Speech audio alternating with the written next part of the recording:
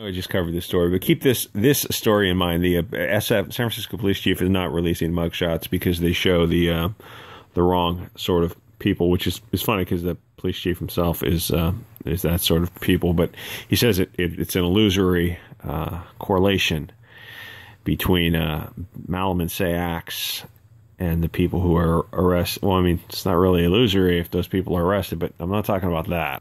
Oh, hey, what's this?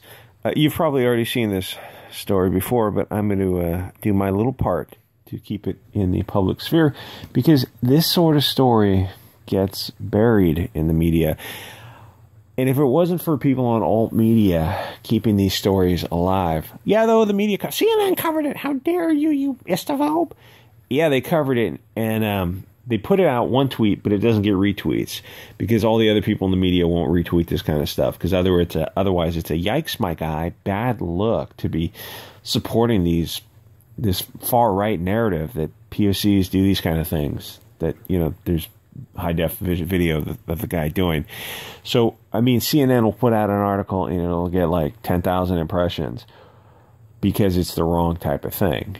But if it follows the narrative, if it's the right type of narrative, then everyone in the media, these far left-wing globalists, will retweet it, and it'll get 10 million impressions. So that's when we say the media is not covering it. We mean the totality of the circumstances of the media, not just the primary sources. But like all the people in the media in general, there's thousands of people working in the media. They all have Twitter accounts. Those are all their personal accounts. They're blue check marked, but they're all their personal accounts. So they can retweet things as they see fit. And if they don't, because of social pressure, and they won't retweet this kind of stuff because it's black on Asian, then it's just not going to get, it's not going to get seen by enough people. So like we have to double down on it. It's like, oh, you guys are just showcasing this kind of stuff. Like Andy Nago showcases black on Asian, black on white crime. And the Antifa kids get so outraged at him. They go, why didn't you, some white guy came out, you know, is committing some bad acts. And why didn't you showcase this? And, you know, the truth is, because the mainstream media will show that. There's no shortage of showcasing fair-skinned people committing acts. That's what the globalist media focuses on. So Andy he's showcasing the stuff, and we're showcasing the stuff that the mainstream media won't touch.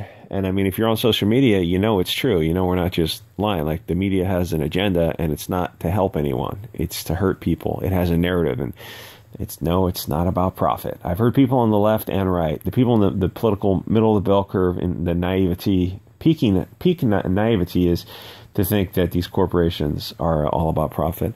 Anyway, so, oh, hey, what my best Paul Joseph Watson voice. Yonkers man, a large African, attacks a tiny Chinese woman. You can watch the video if you want. I mean, it's good for liberals to see this type of stuff over and over again. And like, yeah, you can come up with all kinds of sociological reasons, but ultimately you just need to see it over and over again until that flick the switch in your brain and you just accept reality for what it is. And will liberals get to that point? I don't know, because I suspect that they're just not kind of watching this stuff. So this giant dude follows this 70-year-old woman into a hallway, and the thing is, not to blame her, but she didn't have situational awareness. You're living in a city around diversity, and she had a bag she was pushing and carrying. I don't know what she was doing, going up to her apartment. Listen, if you're in a city like this, you got to have your hand on pepper spray, your thumb on the button. She's 67 years old. You're in a city with this kind of people. You got to keep your eyeballs, head on a swivel, hand on pepper spray all the time. That's the city you live in. Asians think they live in some kind of high trust world. Other people know better. It's you gotta head on a swivel, hand on pepper spray. When things start to go sideways, use the pepper spray. It will change the scenario, even to the point of like, oh well, he may or may not still commit acts of violence. Maybe not, but he's not going to get away with it because he can't see to get away with it. Like, he might still continue to spurg out, but he's going to bring a lot more attention to himself. He's not going to be able to see where he's going. He's not going to be able to drive away. It makes things a lot more. It makes it easier to catch him when he's you know, he's got snot running down his nose, and he's blinking like crazy, and he's trying to wash the shit out of his face. It changes the odds. It's not an equalizer like a 357, you know, with a Full Metal Jacket, and then alternatively with hollow points. That's the equalizer.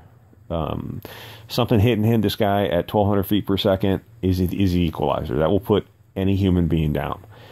Most people are just not comfortable with that. Just like it's asking a 70-year-old woman to get something like that. It's like she's just not going to do that.